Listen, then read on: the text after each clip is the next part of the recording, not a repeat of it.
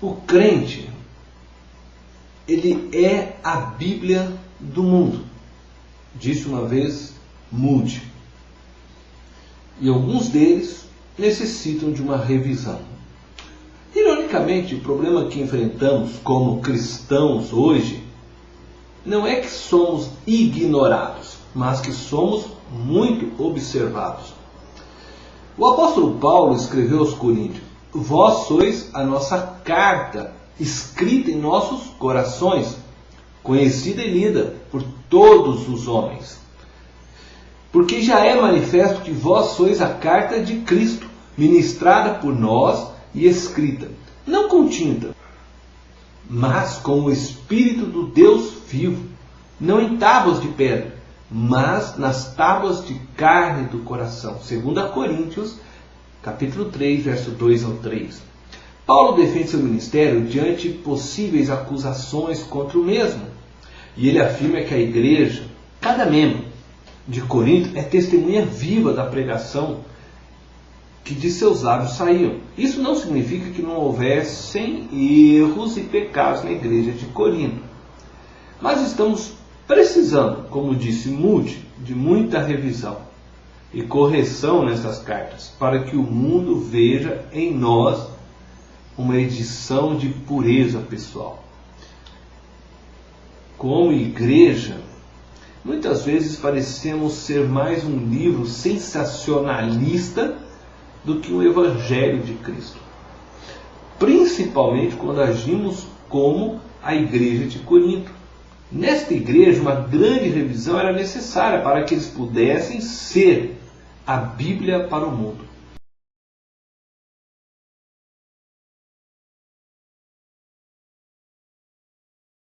Vamos analisar o problema da igreja de Corinto. Em 1 Coríntios, capítulo 5, do verso 1 ao 2, diz assim: geralmente se ouve que há entre vós imoralidade, fornicação, imoralidade tal que nem ainda entre os gentios se nomeia.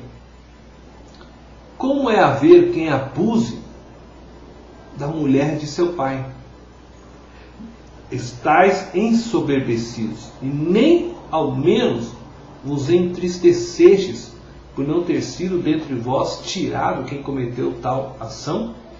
Podíamos dar o título deste capítulo, baseado nestes versículos, Como lidar com um escândalo.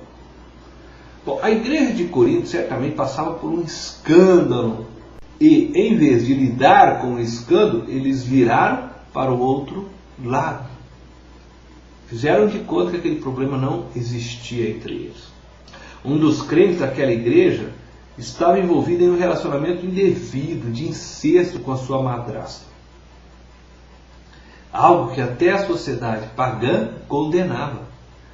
E o pior era que a igreja de Corinto gabava-se da tolerância desta atitude. Aceitava o pecado em seu meio. Fazia de conta que não estava vendo. Paulo não só estava chocado com o pecado, mas ainda com a atitude da igreja de Corinto para com aquele pecador. A indiferença permissiva compeliu o apóstolo não só a pronunciar julgamento no homem, conforme o verso 3 ao 5, mas também repreender fortemente a igreja. 1 Coríntios 5, 6 diz assim: não é boa a vossa jactância. Não sabeis que um pouco de fermento faz levedar toda a massa? Este verso, na linguagem de hoje, nós vemos da seguinte maneira: não é bom que estejam orgulhosos. Vocês conhecem o ditado: um pouco de fermento fermenta toda a massa. Assim como no original, a Bíblia, a linguagem de hoje, ela coloca o negativo na frente da frase. Não é bom que estejam orgulhosos. O negativo colocado no início da frase enfatiza a importância da repreensão. O tom é o mesmo de pais corrigindo seus filhos.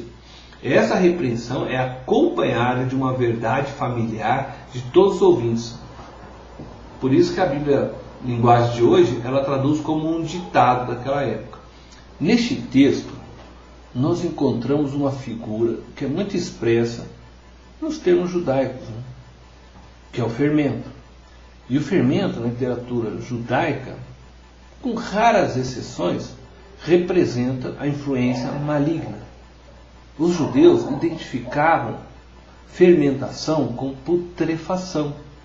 E uma das definições de Aurélio para o fermento é que o fermento ele é uma massa de farinha que azedou, que misturada a outra massa de pão determina nessa então a fermentação. Existem outros textos na Bíblia que também nos apresentam essa ideia da fermentação. Em Mateus 16, verso 6, diz: acautelai-vos do fermento dos fariseus. O fermento dos coríntios, representados pela arrogância passiva para com o irmão culpado de incesto, permeou a igreja, corrompendo o seu testemunho. Na verdade, a falta de ação para corrigir o problema os fez parte do pecado e daquele problema. A indiferença tão grave do pecado os tornou responsáveis pelo pecado.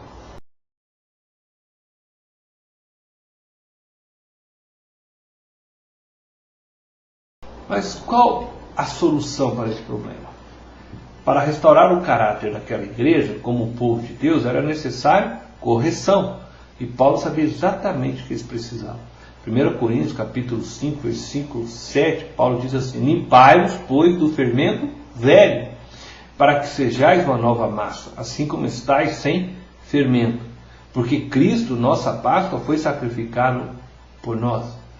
Se nós lêssemos na linguagem de hoje, diz assim: joguem fora o velho fermento do pecado, para ficarem completamente puros. Aí vocês serão como nova massa sem fermento. Como sei que de fato são agora, porque a nossa festa da Páscoa está pronta, agora que Cristo, nosso Cordeiro da Páscoa, já foi crucificado. Barclay, ele nos ajuda a compreender o significado por trás deste versículo.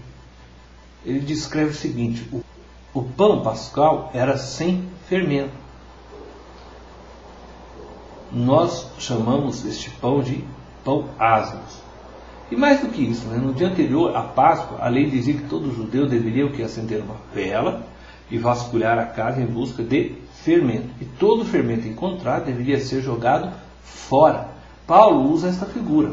Ele diz que o sacrifício que deveríamos oferecer já foi oferecido por Cristo Jesus na cruz. Então o sacrifício de Cristo nos libertou do pecado, assim como Deus libertou os israelitas do Egito. Portanto, ele continua: o último remanescente do pecado deve ser tirado da nossa vida. Se você deixar uma influência maligna na igreja, pode corromper toda a sociedade, como o fermento permeia toda a massa. Devemos nos limpar do fermento do egoísmo, da inveja, da murmuração, do ódio, do rancor, do orgulho, da avareza, da lascívia. Aos olhos de Deus, cada indivíduo que confia em Cristo, ele é declarado sem fermento, sem podridão, sem pecado. Então podemos dizer que ele é declarado justo, limpo. É a mesma ideia da gente se despir do velho homem, abandonar as atitudes pecaminosas, nos revestirmos do novo homem.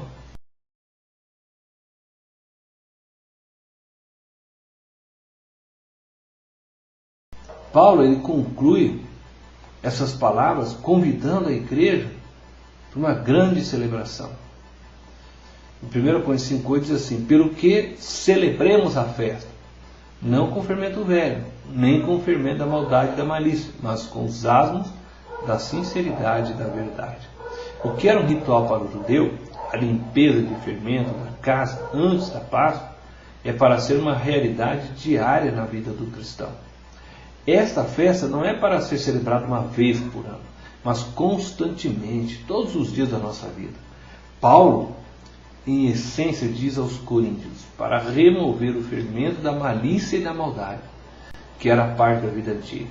E era para eles mostrarem a sinceridade de uma vida nascida agora pela fé em Cristo Jesus.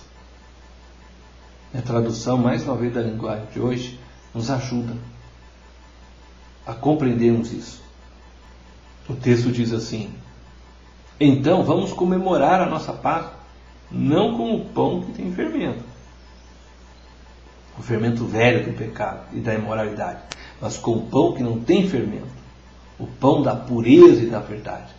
Celebrar a festa é nos manter livres do pecado, representado pelo fermento. Lembremos de duas importantes aplicações ao celebrarmos a festa. É mais difícil limpar a nossa vida do que mantê-la limpa. Uma casa que não é limpa por meses é mais difícil de limpar do que uma casa que é limpa constantemente. Jesus já nos limpou na cruz. Nosso dever é manter a casa limpa. Assim é com as nossas vidas. É muito mais fácil nos mantermos limpos, vivendo uma vida de constante confissão e comunhão com o Senhor. Segunda aplicação, que periodicamente é necessário uma completa limpeza. Numa casa você vai descobrir que há tanto lixo e coisas guardadas que só estão ocupando lugar. Nas nossas vidas há hábitos, pensamentos, sentimentos que são como fermento, que têm que ser vasculhados e jogados fora.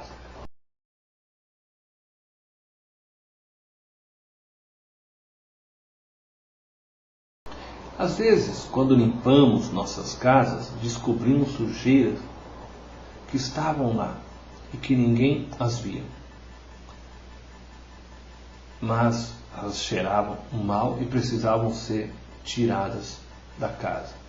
Nas nossas vidas, podemos deixar sujeiras, mas mais tarde vai cheirar mal e contaminar outras coisas em nossas vidas. Por isso, como Paulo, eu encorajo você a jogar fora o velho fermento, para que ele não possa estragar toda a sua vida. Deus te abençoe.